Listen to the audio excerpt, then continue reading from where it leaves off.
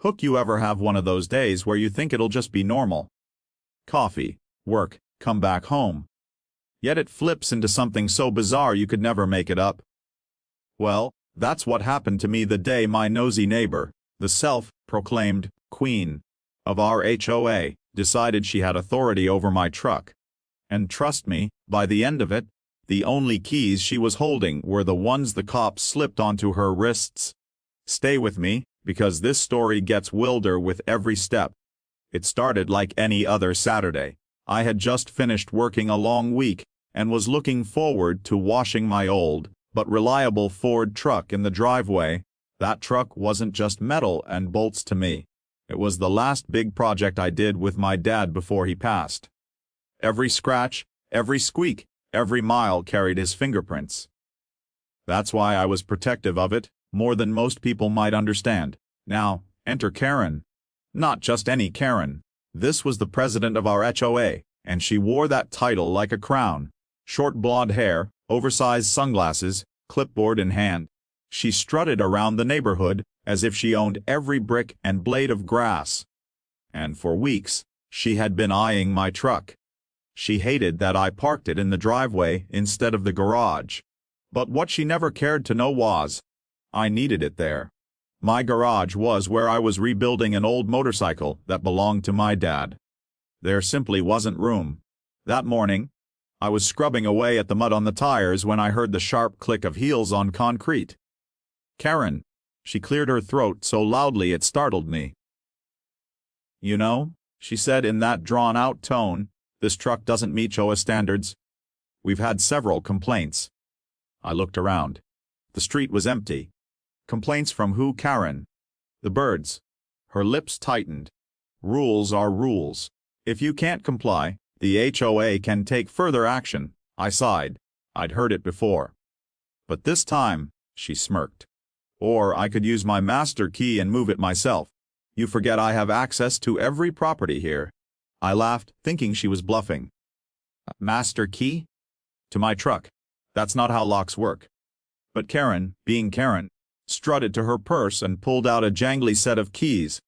The way a magician pulls a rabbit from a hat. And right there, in broad daylight, she jammed one into my truck's door. She twisted and twisted, but of course, it didn't budge. Watching her wrestle with the lock was almost comical, until I realized she was actually scratching the paint. I bolted over. Hey, stop! That's not your property. She stepped back, her face flushed red with fury and embarrassment. You're out of compliance! I'm within my rights! I whipped out my phone and started recording. Say that again. Within your rights to break into my truck. Her expression changed. Panic flickered in her eyes, then pride kicked back in. She yanked out her cell phone and hissed, Fine, if you won't cooperate, I'll call the cops myself. And she did. Right there, she dialed 911 and said the words that made my blood run cold. Yes, officer, there's a suspicious vehicle here. I think it's stolen. My heart dropped. She wasn't just being difficult. She was trying to ruin me. It didn't take long for the flashing lights to paint the street red and blue.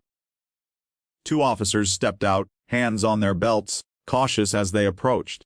Karen rushed forward like a child tattle, telling on the playground. That's the man! That's the truck. It doesn't belong here. It doesn't even fit the neighborhood. One of the officers, a tall man with kind eyes, looked at me calmly. Sir, is this your vehicle? I handed him my registration and ID so fast I nearly dropped them. Yes, officer. It's mine. Been mine for 10 years. He studied the paperwork, then the truck, then me. His partner walked around the vehicle, noting the scratches near the door lock. Meanwhile, Karen crossed her arms with a smug smile.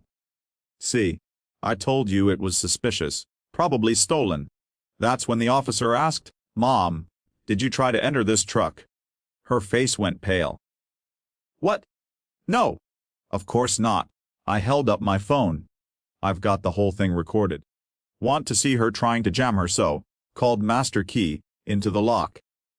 The officer nodded. I played the clip, and silence followed. Except for Karen's sharp breathing. The partner officer shook his head. "Ma'am, that's attempted tampering with a motor vehicle. That's a crime." Karen's smugness melted instantly. She stammered, "No, no, you don't understand.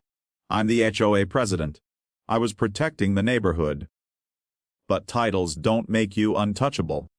Within minutes, her wrists were being cuffed as she protested and cried, "You can't do this to me! I run this place!" The officer simply said, "Not today, ma'am."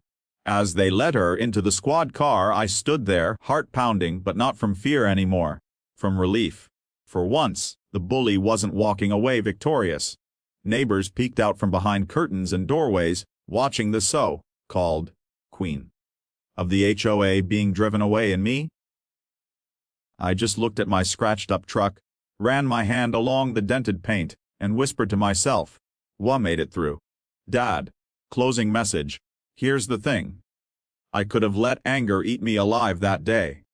I could have shouted, cursed, demanded revenge. But instead, I let the truth, and a simple phone camera, speak for itself. Karen thought she had power because of a title, because of her arrogance. But real power is in staying calm, holding on to what matters, and standing up for yourself with integrity. And maybe that's the lesson here. No matter how loud or controlling someone tries to be in your life, they can't take away your truth. They can't take away your peace, unless you hand it over. So the next time someone tries to be the Karen in your story, remember, stay grounded, stay prepared, and always, always protect what you love.